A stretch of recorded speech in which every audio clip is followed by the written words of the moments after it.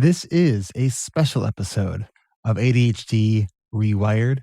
We are celebrating 500 episodes. Enjoy. Really quick, before we get on with today's very special episode, in less than 3 weeks, we will be kicking off our fall season of coaching and accountability groups. And in case you missed last week's episode or our emails or our weekend announcement on the podcast, we want to make sure that you know and that you heard the big news that we've rolled back our prices for our coaching groups back to pre-2020 levels, which means that you can now join us for as low as $1,650 with coaches Brian or Kristen, or you can join my section for only $19.99. That's $1,999.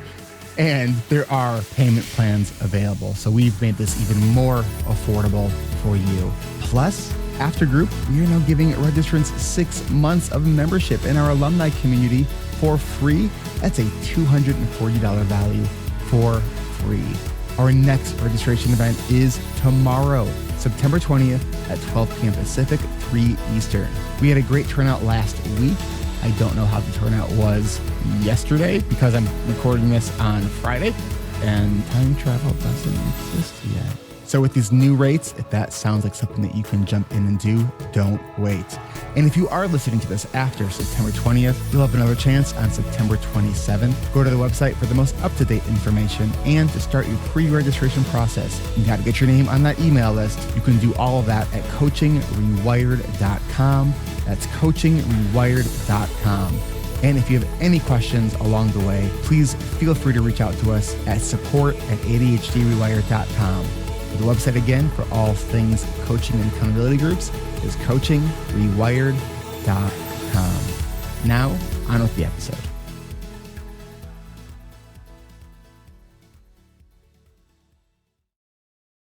September 14th, 2023. Dear ADHD. You know, they say you are consistently inconsistent, which is why it is with great pleasure to write to you today, because we are celebrating 500 episodes of ADHD reWired. We've been at this for almost 10 years, and in that time, we've only missed 2 weeks, and only one was totally on purpose. So now do you believe me when I say we really can do hard things? You know, usually when I write to you, it's to let you know how I'm doing at that given moment. I write to you because I know that we have a really strong bias to the now. When we've been doing well, we tend to think that's how it always is. And when we're struggling, we tend to wonder, is this how it's always going to be? But we know neither of those two things are true. I write to you so I don't forget how far we've come on this journey. I write to you so I don't forget, because you, my friend, make forgetting really easy. Whether we're riding the struggle bus or cruising on all cylinders, we have our ups and downs. We've taken 2, 3, 5 steps forward at times, and sometimes as many steps back. But as you know, since I started writing letters to you, we keep bouncing back. We keep learning and we keep growing and we keep deciding to take on bigger challenges, where we then struggle again and wonder how long it will take until these challenges don't feel so damn challenging. And yes, sometimes day to day, week to week, and even month to month, the growth can feel painfully slow. Because let's face it, I know that you want growth yesterday. But when we look back and reflect over the years, it's really amazing how much we've grown. It's amazing how much I've grown and how much I've learned about you and how much I've learned how to better work with you to provide you what you need. And if I could go back in time when I first started ADHD reWired, and if I were given a crystal ball to show me where I would be right now in this moment, I would have probably rolled my eyes and said crystal balls are ridiculous. And even if they were real, there's no way this one is working right. When I first started the podcast, I didn't know I was going to be creating a coaching program. And when I started the coaching program, I didn't realize I was actually creating an entirely new business. I mean, I already had a thriving clinical practice, but I knew I wanted to amplify my voice and my impact. I knew I wanted other adults like me to know that they don't need to spend their lives feeling misunderstood and weighed down by shame of not doing enough and not being enough. ADHD, that is the reason I've done all the things that I've done for all of our ADHD friends. Because that feeling of being broken, of not being understood, of being called lazy or a slob or a rebel or oppositional or selfish or being told we're late on something. Again, that feeling of really swearing that we're going to do better next time and we really mean it. But then we make that mistake again.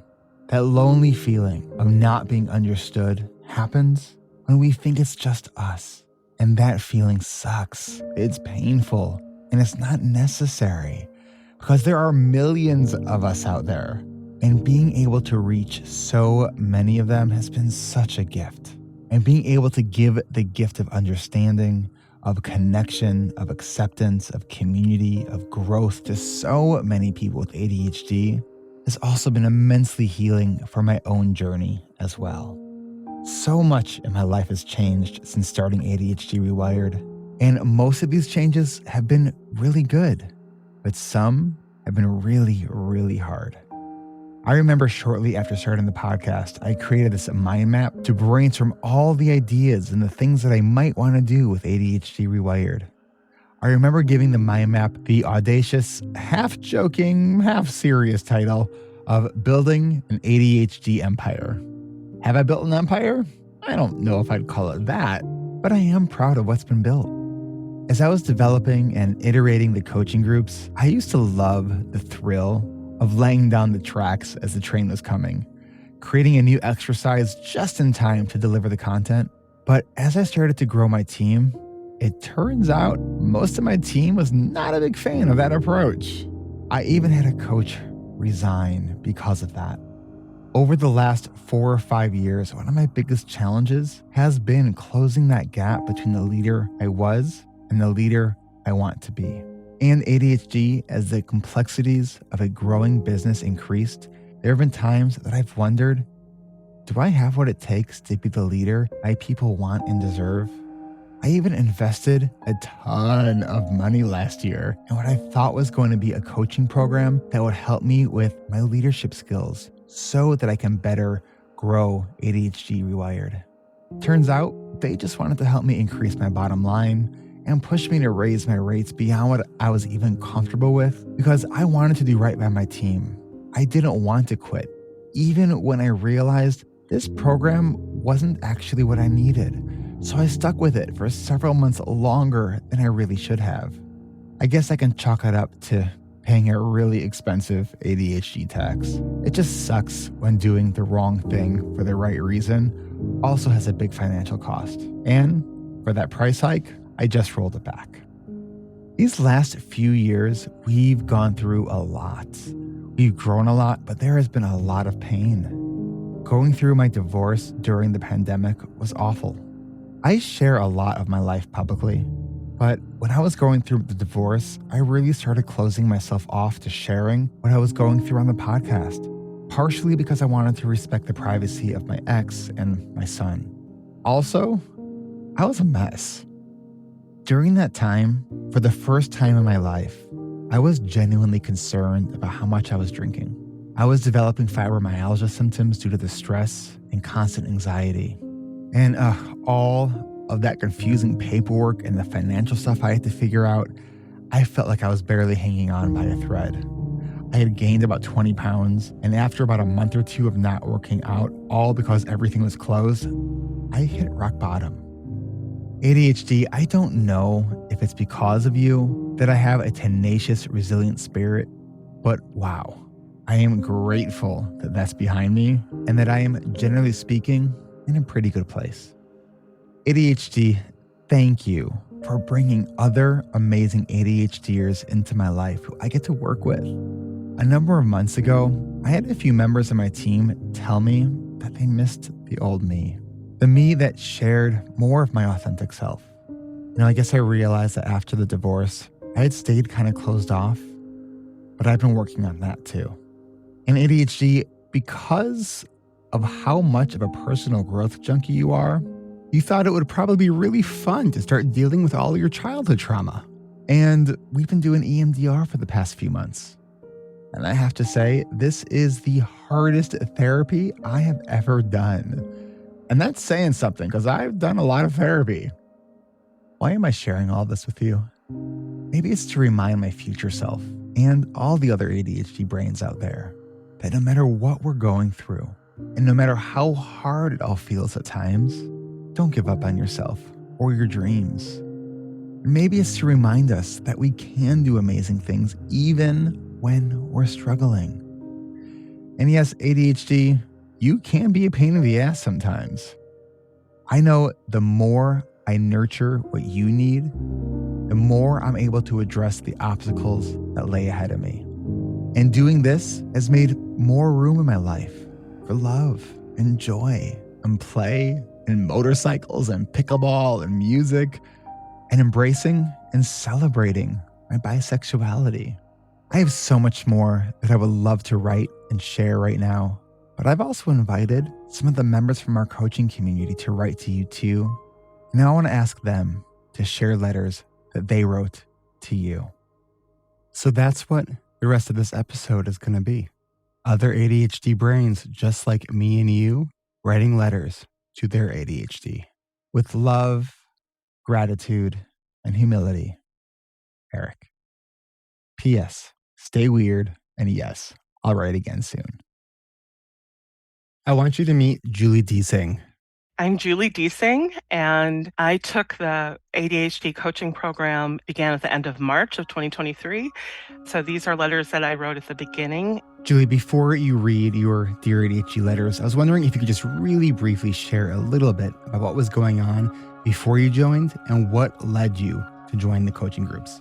I went into the program because I felt like it was I've done so many other things and was looking for support. It really rang to me and was kind of a last-ditch effort. I really wanted to work through some of my challenges, especially in my work life and also within my family, and to address some of those things. I found incredible, wonderful support that I still am experiencing a couple months after finishing the program. So here it goes.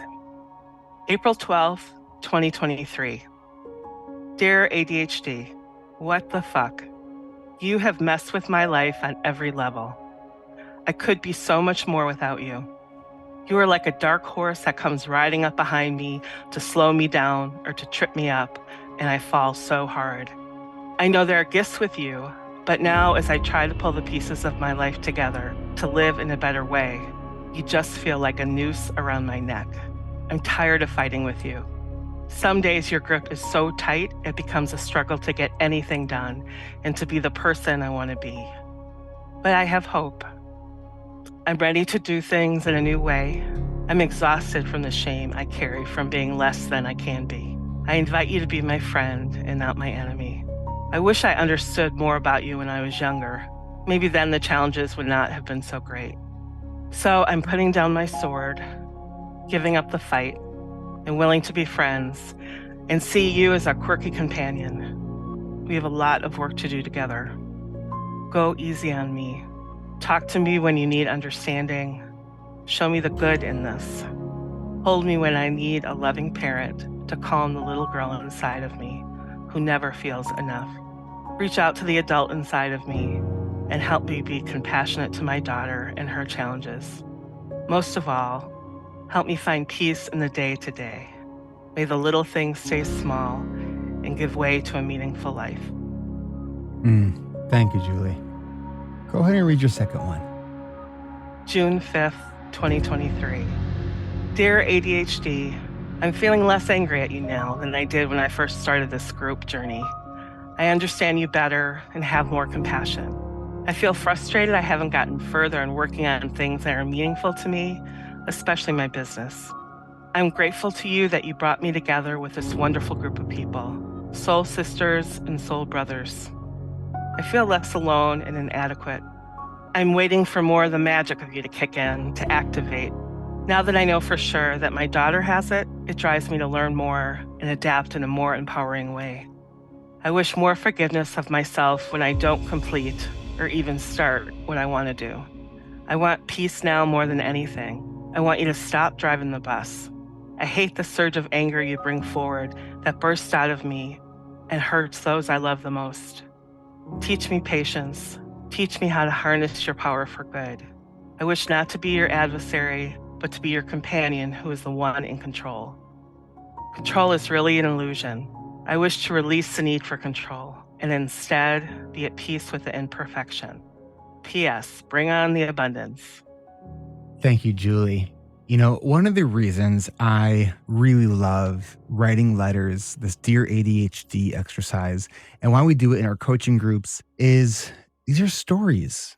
These are stories of the moment in time when I wrote my letter, when the people you are hearing now wrote their letter, maybe when you're writing your letter. And the reason I think that this is such a valuable exercise and one to keep coming back to over and over again, you know, there's this whole adage of you're going to see, say, your psychiatrist once a month or every few months. They ask you, how you been? Usually you tell them how you've been in the last maybe 24 hours, not this whole stretch of time between appointments.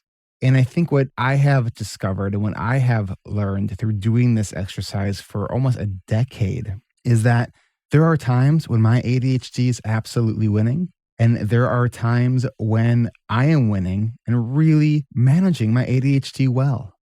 You know, I could have chosen people to share their Dear ADHD letters and have it be 100% optimistic and instill hope. And I think there is so much hope in these letters. But I also think it really does share the reality that is living with ADHD. My name is Laura, and I was in season 29 of ARC. My coach was Eric Tivers. Dear ADHD, fuck you for not showing up harder earlier. I know you've always been with me. I wish you'd shown yourself to everyone else faster.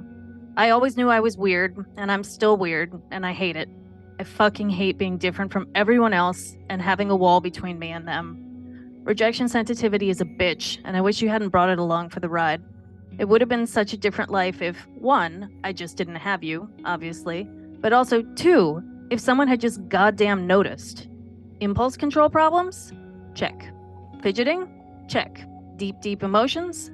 Check. Daydreaming? Half a check, I guess. I've daydreamed my whole life, but it doesn't usually block everything, just some things. What else? I guess I'm leaving the biggest issue until the end. Procrastination. You fucked me over so fucking hard. I tried so much harder than everyone I knew. I know that to be true. It's not just something I believe. I saw how much effort everyone else was putting in. The only person who came close was the workaholic girl who burned out halfway through our senior year. And speaking of my senior year, fuck you for making me take a second one because I was paralyzed. Fuck you for taking away the career that I was so certain I wanted because I couldn't churn out a portfolio. Fuck you for pushing away the mentors that I so desperately wanted in my life. They all left. Everyone left except for my parents. Every adult, I mean. I am so grateful that I still have 3 people left. 3 fucking people. I can't believe it's only 3, and I wish I had more. The biggest fuck you goes to the psychiatrist who decided I was just depressed and med-seeking and told me to go to therapy. I knew something was wrong, and he just didn't care. He was ignorant. He did diagnoses for a living, and he didn't know about ADHD in girls. Just because I didn't have the stereotypical little boy symptoms, I couldn't possibly have ADHD. I tried to get help. College and adulthood could have been so different. After college could have been so different. I could have not been waiting tables. I could have had an internship. I could have had so many different things happen to me. I could have had a legitimate white-collar career. I don't regret doing my 2013 through 2017 job in the slightest, but I could have done that to a much fuller extent as well. I could have fucking kicked ass. Not to reference someone I wanted to be like, until I didn't. But that's an aside. I had everything it took, except for the ability to stay on task, stay focused, stay on top of admin work. I could have had it all. I haven't written to myself in a long time, much less my ADHD. So, this has been interesting. Because yeah, I've got a buttload of grief for what could have been. I've known that for a very long time. But I didn't realize I've got so much fucking anger about what I deserved. I deserved to have people go to bat for me. to realize I was struggling with something so much bigger than I could carry. I was propped up by people who loved me instead of given support to figure it out and change the behavior. The behavior could have changed. I could have built healthy habits, found willpower, discovered how to structure my life so that I could keep up with the stupid neurotypicals all around me. I could have. Woulda, coulda, shoulda. I'll write again soon. Sincerely, me. P.S. Next time I hope I won't be quite so goddamn mad. It's time to process in the in-between time. One of the things that this work brings up for a lot of people doing this in community is wrestling with the grief that comes with living with ADHD. Acceptance as a process of going through the stages of grief is real. It's hard, and it's also really important.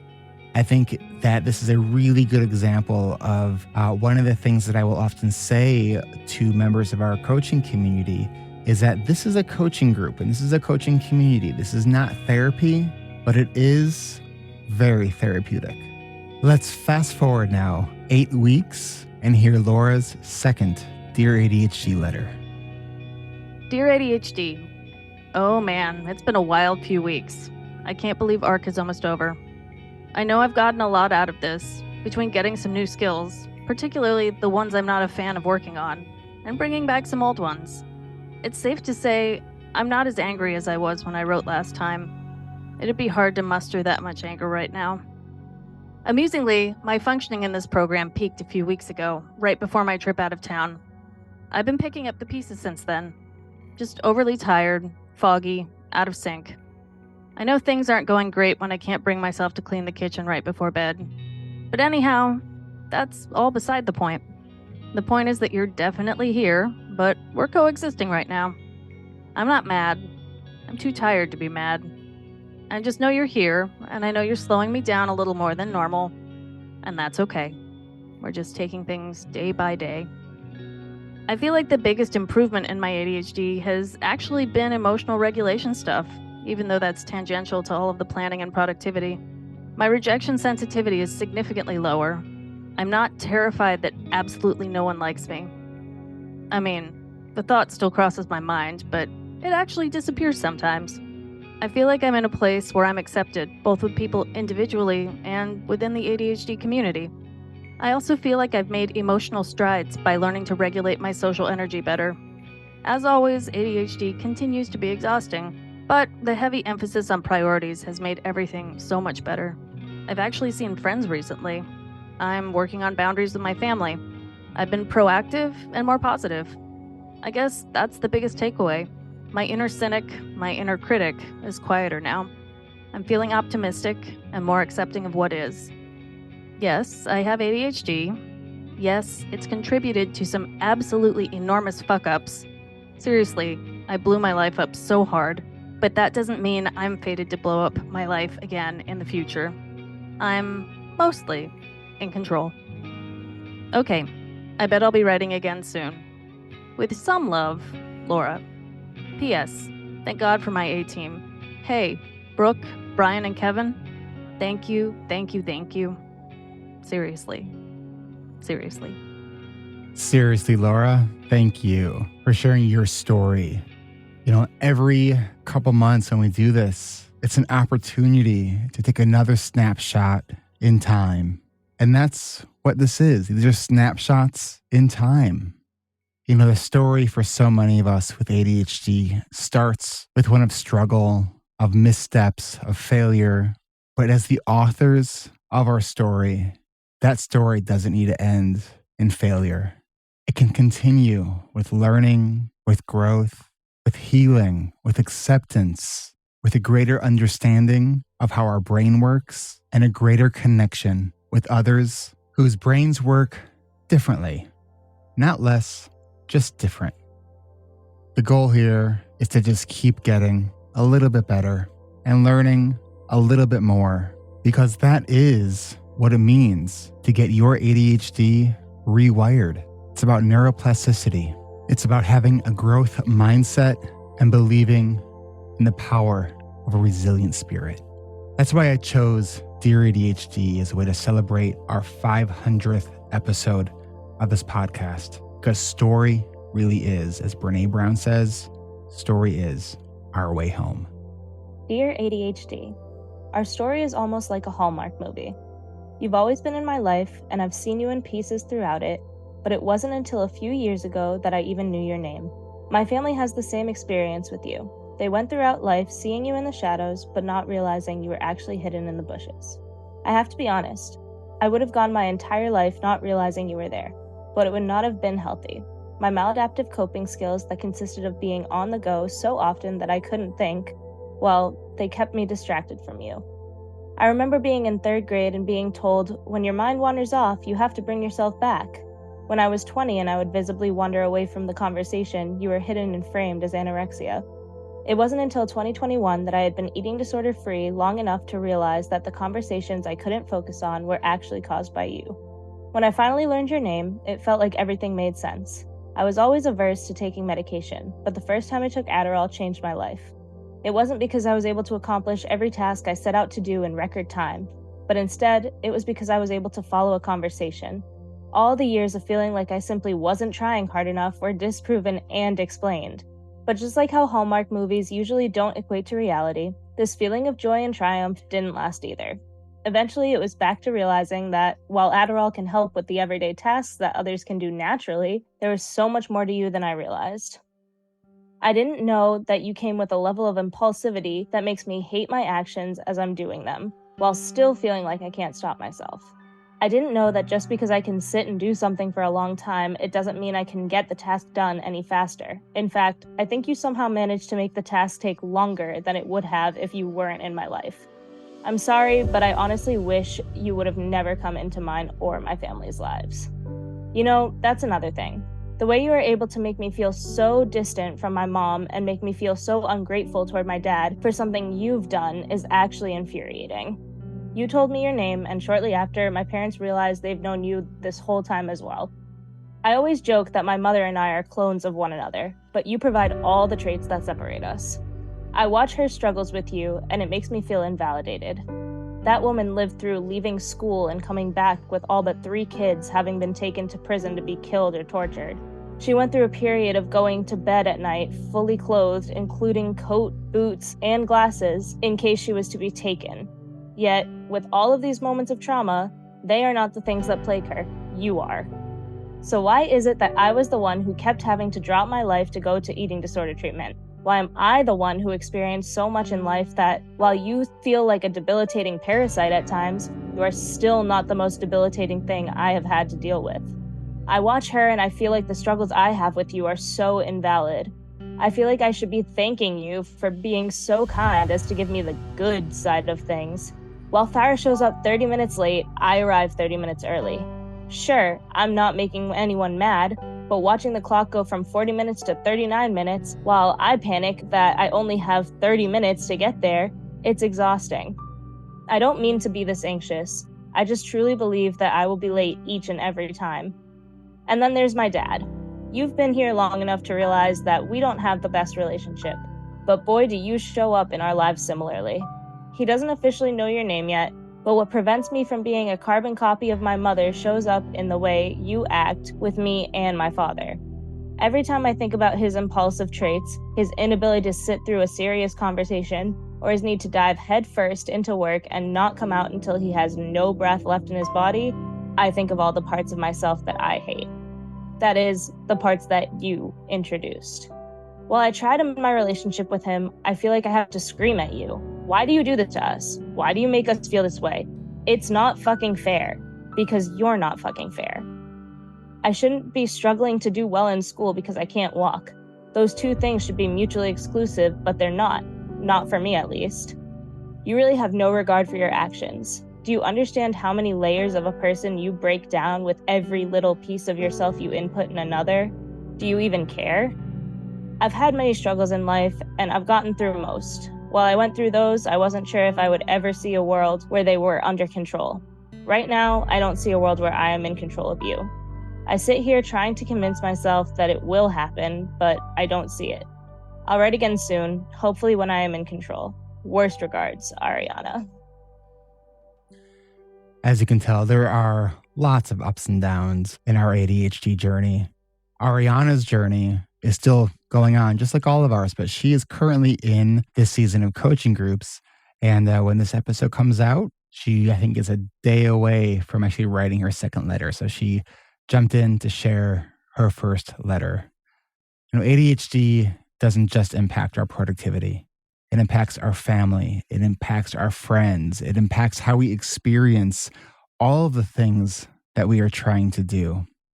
As you'll hear and have heard listening to this podcast, that ADHD can often intersect with us in ways that result in trauma. But I think through sharing these stories and hearing each other's stories, it brings us together to connect. Because it's one thing to intellectually know we're not alone. It's another to journey with others and really feel it. Because you know what? I think sometimes it's okay to say that living with ADHD sucks sometimes, and it's really hard. One of the things that we see almost every single season when members are sharing their letters is this. Dear ADHD, fuck you. I hate you.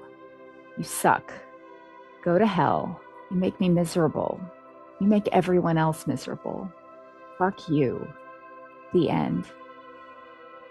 Everybody deals with ADHD a little bit differently. But this theme of grief comes up again and again. So you're hearing some of the anger that can sometimes come with this grief of having ADHD. What I want to encourage you as a listener, especially if you're new to ADHD, is it's okay to feel that anger. It really is. Just don't get stuck there. If you do feel stuck, reach out for help. Okay, so here is the next one, which I wrote towards the end of the program. It was March 16th of 2022. Dear ADHD, I'm still fighting you, and sometimes you win, but I'm not giving up. Last night, I lost about 2.5 hours to your gravitational pull. But I guess the fact that I know approximately how much time you had me hooked and that I was aware of the plan I was not following at that time is progress. And when I was done being sucked in, I made relatively good choices, which is progress. 2 steps forward, 1 step back still gets me where I'm going eventually. My life might not be everything I wish for, but it can be happier as I learn to stop aimlessly following your whims and to start being in charge of myself and my path forward. Next, we're going to hear 3 letters from Emma Smith. Managing ADHD isn't just about managing ADHD. It's about managing life and all the shit that life can throw at us sometimes. Emma went through our coaching program in the spring, and during the course of the program, she made a huge, unexpected discovery. So my name is Emma Smith, and I'm a very recent alumni of the ADHD reWired coaching groups, having graduated the most recent session, 32. And I have 3 Dear ADHD letters to present. So during this time, I started the session not knowing, but definitely having breast cancer, and then discovered that throughout the course of the coaching, and got to actually process a lot of big feelings in these letters. I'm really grateful that I had this coaching group, and I feel like I am able to deal with all this bullshit in a much healthier way than apparently is the norm. I keep on getting told kind of what a freak I am, but thank you for enabling me to be this freak who's like handling my breast cancer, I guess, surprisingly well. So this is my first ADHD letter, dated April 11th, 2023. Dear ADHD, you have always been with me, directing me, even when I had no idea you were there and assumed I was the one in control, just not in control. You've made me extraordinary in terrible ways, but I think you're what makes me incredible too. You've been my master, but you are blind, and our journey has been perilous. Following you has cost me so much and taken me so far from where I thought I could be. It's terrifying to gaze back at how far I've wandered and look down at how little I have to make my way forward. But forward is the only way. And I am not completely without tools or the scars of experience. So it's time for us to navigate the path together, with my hands holding the reins and eyes fixed ahead. Our fates are tied together, and I wish for a better one, so I have no choice but to drag you along with me. Not drag, that won't work, but I must become the master, the tiger trainer. Please don't eat me or maul me, but if you do, I promise to recover, learn how to meet your needs better, and change what I must in order to keep your destructive hunger at bay and my head out of your maw the next time, and the time after that. I will keep trying with you, for both of us, even as I lay bleeding on the floor. I'll write again soon. Sincerely, Emma. Second Dear ADHD letter, dated June 4th, 2023. Dear ADHD, I think I see you better now, not a tiger but a fire, curling around and within me since birth. My enchanted flame, never extinguishing and forever hungry. A brightly shining light and the combustion in my engines, but also the destroyer of my world, burned up in 1,000 of your little blazes while I imprison myself in shame, trapped under the ashes. So have I learned the right pyromancer spells to bend you to my will and grant wishes long forgotten? Is our shelter made of sticks and straw or brick and cured mortar? Can a tiger shed its stripes? And what is that flickering beacon up ahead, so much closer than it was before? I thought I'd glimpsed you dancing in the forges of industry, stoked by a smith becoming skilled and supported enough to rebuild from the wreckage of a ruined life. Alas, to my horror, it started to look more like a funeral pyre, or some mangled body that convulses and smolders from the inside out. But perhaps, I hope, it's only my watering eyes that deceive me, as I approach the rumbling engines of my rocket ship igniting for flight. Though still, I wonder, can the infernos of hell be a cleansing fire, or are they just another killing kind? And what could it be like to survive such torture? Would there be anything left I recognize under the scars on the other side? Is that curious new flame fate's final warning, that a path to meandering through purgatory may never lead to redemption? Or is it the first herald of my descent?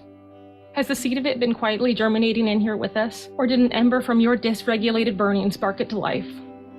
Perhaps the smoke from scorched earth poisoned my fields as they lay fallow, the corruption seeping deep and cauterized by shame.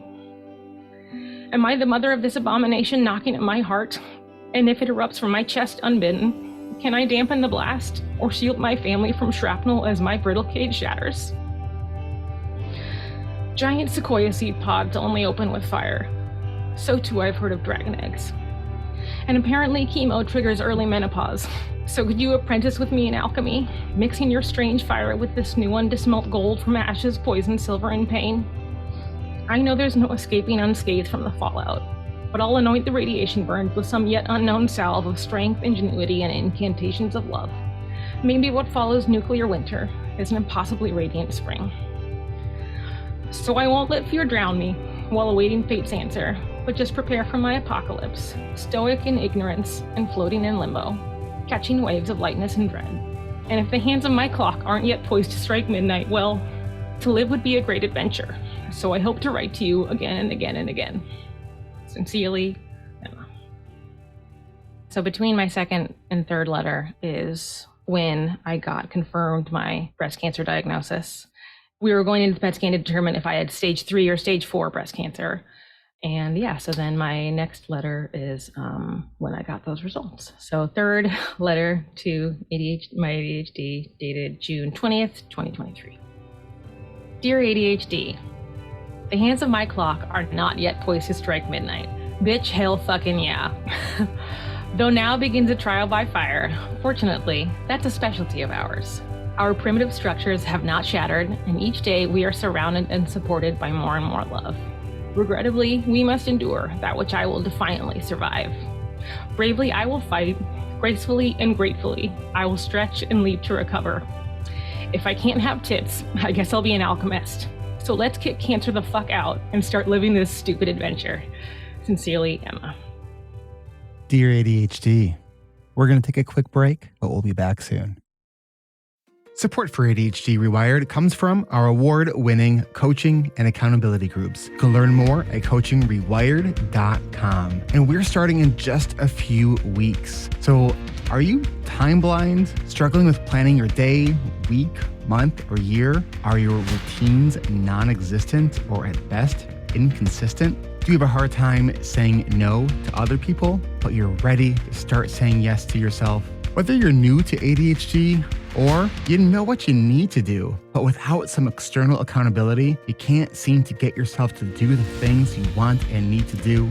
Then join us this fall for our 34th season of intensive coaching and accountability groups. What makes our groups different? We've been doing this since 2014. So while we're always iterating and improving, we've been the industry leader in group coaching for adults with ADHD for nearly a decade and have worked with well over 1,000 people just like you. What else makes us different? While most programs meet once or maybe twice a week, we meet 3 times per week for 10 weeks in groups of no more than 12 people. You'll also meet twice a week with your smaller accountability team, which consists of up to 4 members from your group, and you'll be checking in daily about your daily progress with your team.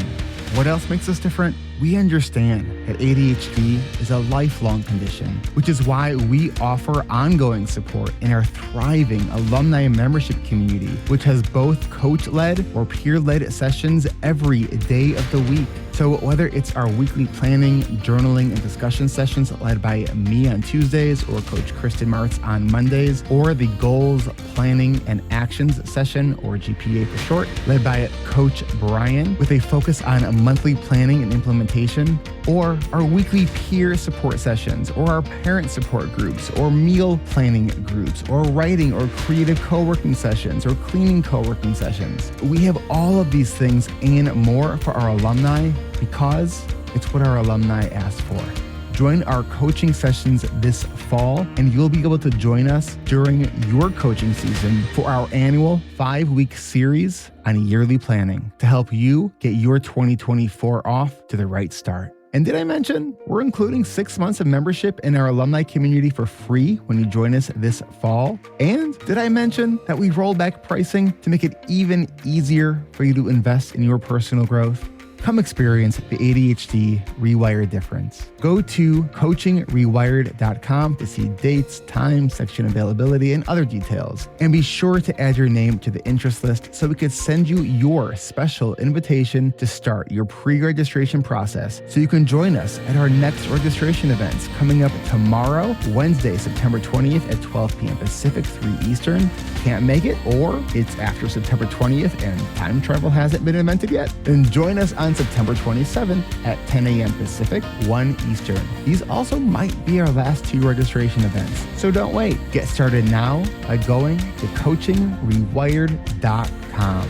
That's coachingrewired.com. Have any other questions that you can't find on the website? Please email us at support@adhdrewired.com. But start at coachingrewired.com.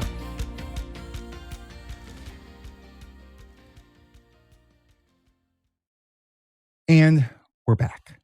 As I said earlier, one of the reasons that I really love this exercise, especially when you do it every couple months, is that it really gives us this sense of the journey, which for most of us has a lot of ups and downs. The next few letters we are going to hear really shows this. We're going to hear 4 letters over the course of a year. My name is Janelle Augustine. Janelle joined us on the podcast for episodes 469 and 470. She sat in the hot seat for one of the mastermind sessions. And in January 2021, she joined us in our coaching program. And then in 2022, worked with us as a peer mentor or admin.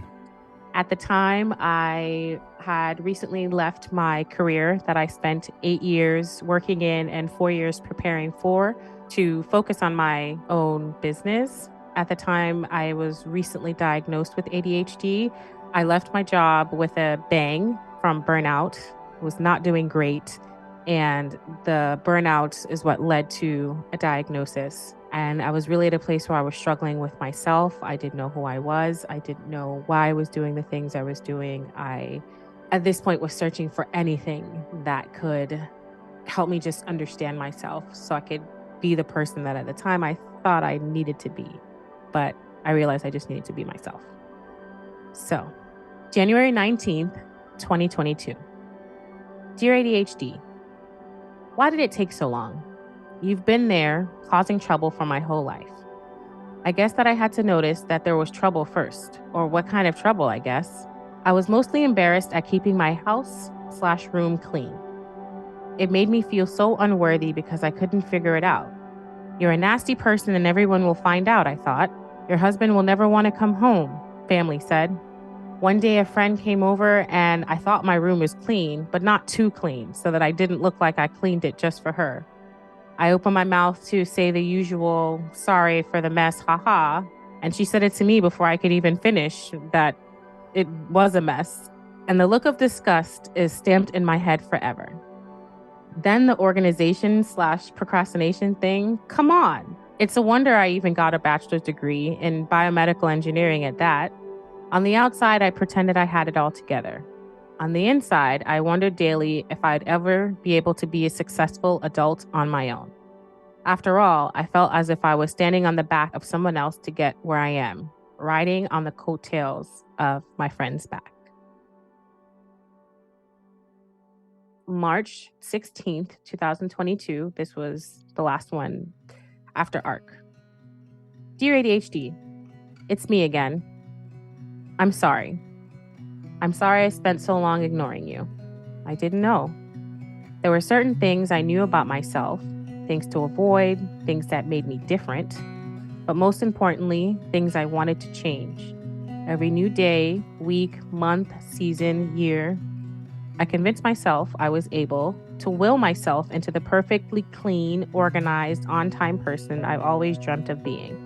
But then you introduced yourself to me, pointing out all the ways you showed up in my life. I was confused and hesitant at first, afraid to use this as another excuse. But I've learned that you are real and you are here to stay. So we better make friends. And that I did. I've started to listen and understand you more instead of neglecting you by masking. Instead of trying to force you to be like everyone else, I'm observing and meeting you where you are. And for that, I'm sorry. I'm glad we have a chance to start over. October 12th, 2022. Dear ADHD, thanks to you, I'm not even sure who I am these days. Ever since my diagnosis, I have questioned my every thought. Is it me or is it you? A teenage girl turned full-grown adult who couldn't keep her car clean. Was that me being lazy and undisciplined, or was that you? When I get overwhelmed by something to the point of avoiding it, making the mountain of work even higher, like my email inbox, is that me not holding myself accountable, or is that you? When I set out on a new goal and give up, fail, or even forget halfway through, is that me missing the mark every time, or is that you? The days I wonder how I could accomplish so much, but yet still have nothing to show for it, who is that? I find myself spending my days wondering how to make me work. How do I become the person who can set a goal, make a plan, and execute it? How do I not sit on my bed for hours and berate myself for not getting up? But now I think about it. Who was even doing that? Me or you? Okay, so this was in December of the same year during an alumni planning session. And by this time I had moved across the state, which is not something I had planned. But I learned a lot about myself in that process. And of course, over the year through ARC and things like that. So, December 5th, 2022. Dear ADHD, more often than not, I'm annoyed with you. But as this year comes to a close, I'm feeling thankful. Because if I've never met you, I'd still be stuck. Stuck wondering why I talk too much and replay every conversation in my head for days, wondering why I struggle to get to the finish line on just about everything that I start, wondering why some days I struggle to get out of bed, wondering why planners never work for me and I didn't know how to write the first draft. Since meeting you, I've learned that the perfect person I was working so painfully hard to become would never arrive. I've gotten a chance to learn who I really am. I feel like I'm finally starting to listen to myself and hear my needs instead of shaming myself for them. I finally feel like I know what I'm capable of. Not in a less than kind of way, but in a way that I can finally measure my needs and build my life around them. So for now, thanks. Hey there, this is Aubrey Arms. I'm going to read you my Dear ADHD letter number 2. Dear ADHD, well, of course, I can't find my original letter to you. I'm sure I put it somewhere really good. I'm telling myself that I'll go back and find it and add it to this one and create the perfect document for all these letters to live. We'll see if that actually happens. And an update, I have looked for the original, can't find it anywhere. So, ADHD, here we are again. And still, what do I wish to say to you? I don't know. My brain is still a little foggy this morning, and my belly aches from overeating last night. There's a part of my brain that seems to be missing that gives the signals to my body that I'm full. Just another part of the brain puzzle piece I'm working on, learning, and figuring out. What can I say to a part of myself that never goes away, never goes on holiday, never lets up, and is always there? Does it even fucking matter what I have to say? Sometimes I think you are a sneaky fucker. How could you have been here this whole time, and it's only now at 45 that I've discovered you? You hid behind depression and anxiety and a general sense of brokenness. But now I know better, and now I'm learning better skills and tools. And now I'm learning that it was unmanaged ADHD and burnout that was really the culprit all these years. I'm not mad. I have no big fuck yous to shout or to give. We're stuck together, for better or worse. It's just us, kid. So let's make the most of it, shall we? Let's make the most of this hand we are dealt. Can I remember why I walked into the bedroom? Not always. Do I waste time as other neurotypical folks might judge? Yes, very definitely, yes. And perhaps it's time to move on from being wrapped up in wasting time and just accept that I need more time. I need more time to process. It takes me longer to do certain things, and that's okay. Yes, I do think it's time. Time to move on from and let go of all the ways I have judged myself for not being able to do things quick enough, for all the ways I have failed or let myself down. I'm working towards letting go of all the hard judgments and extreme pressures I put on myself. It's time to move into loving every ounce of myself, quirks and all. So ADHD, let's make this next chapter one of a grand adventure, full of fun and wonder and discovery and living life to the fullest. What do you say? Are you in? Your humble student, Aubrey. The next Dear ADHD letter is actually my third, and it was written approximately a month after the one I just previously read.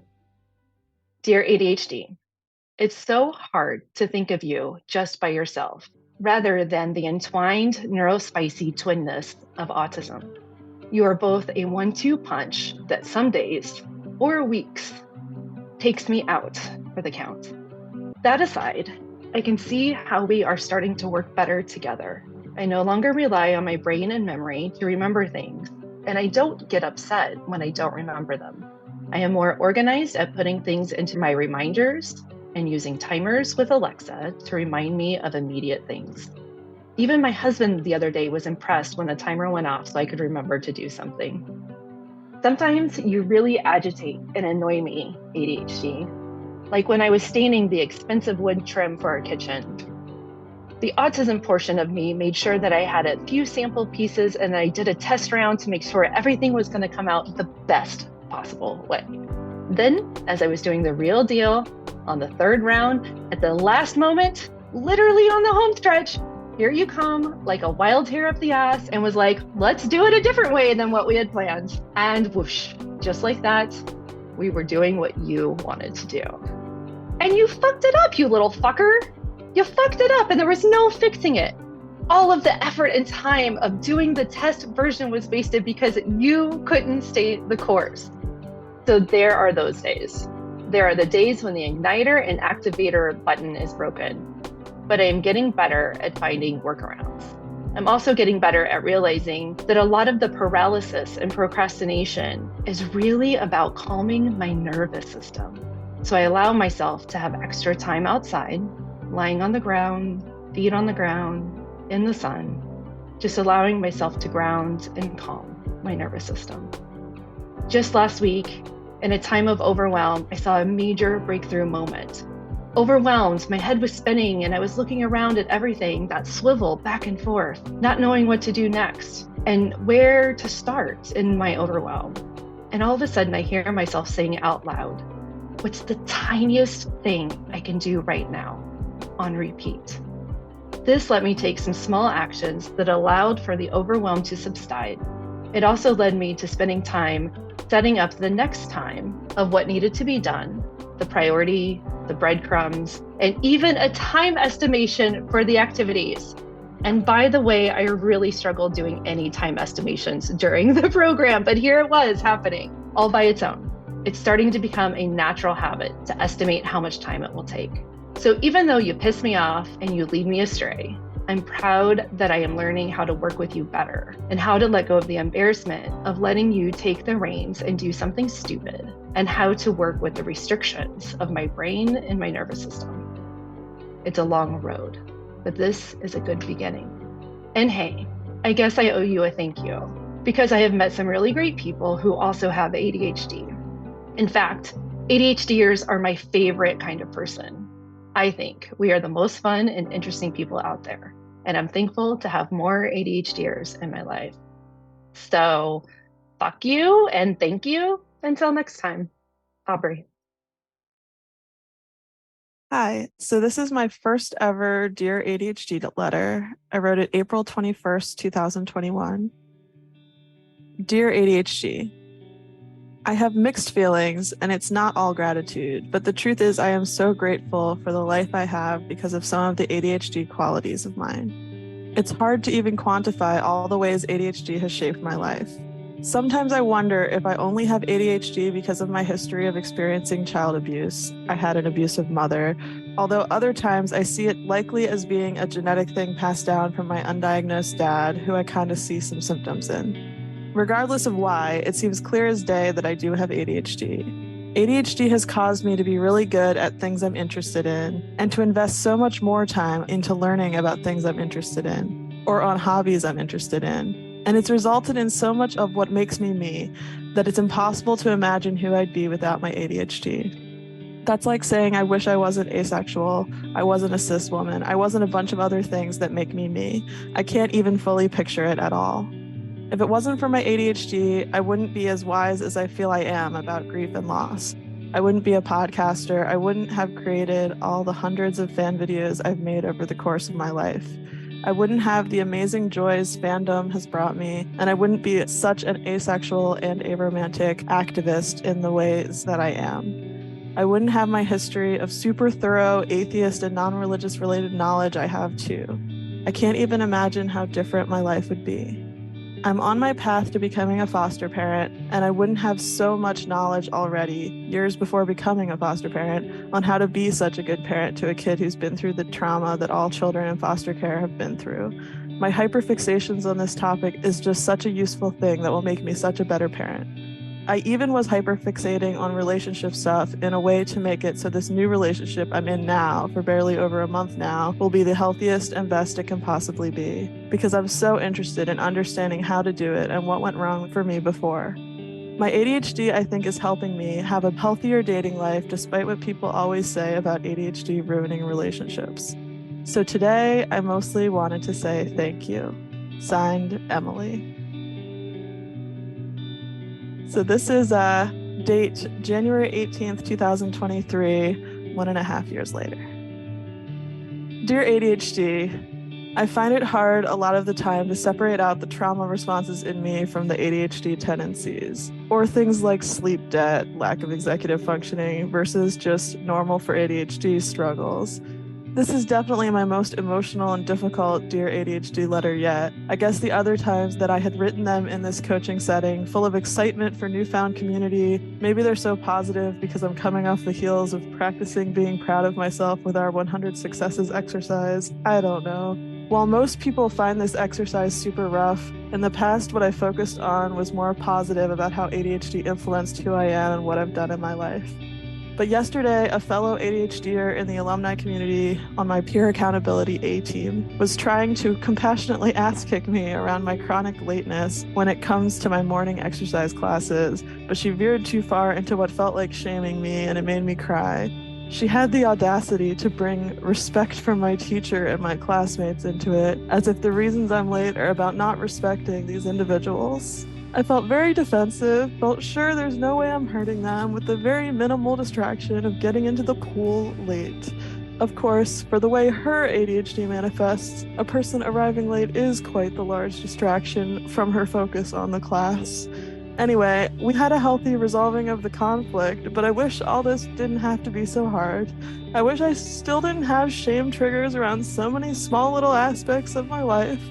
I wish society could understand that struggles with lateness are a common manifestation of ADHD and not a willful choice or character flaw, especially in mornings when you're one of the 78% of people with ADHD who also have a delayed sleep phase. I realized as part of my processing this being shamed over my lateness situation that my coach's advice to not apologize for being late and instead say something like, "Thanks for your patience," was not advice I was yet following when it came to my morning aqua fitness classes.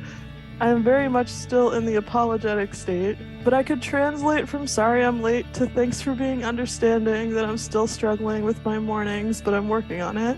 And in happy news, after that discussion in my A team, I did indeed make it to class this morning only 1 minute late, which is much closer to on time than I've been in a very long while. I feel optimistic that I might be able to start being on time in the mornings at least more often, and as has happened before from a teacher at this swim center too, when I acknowledged to this classmate of mine having been late from that shame state, I got reassurance from her that what matters is that I made it there. And she, this elderly lady in the class, was so sweet and excited for me to be in this class with her too. Today was my first day making it at all to the new Wednesday class I signed up for that goes for another 2.5 months into the future. After missing the first 2 weeks completely, I really do feel optimistic and hopeful about this new beginning and about the rest of this class going forward. Signed with plenty of self-love, Emily. Thank you for letting me share these letters with all of you listeners of this podcast. These last 500 episodes have been incredible. And I don't know what the next 500 are going to look like, but I have no plans of stopping or slowing down. I just want you to all know how much I appreciate you for listening, for contributing, for sharing this podcast, for being a part of this community, for all of the guests that have been on the show, to my team, to all the volunteers who have helped out in various ways, to all of you who have left reviews, who have contributed on Patreon, to all my therapists along the way, to my son, who, if it weren't for you, I probably would have never started this podcast. And if you ever listen to this, just know I'm so proud of you. Thanks, everyone. I'll write again soon. Love, Eric.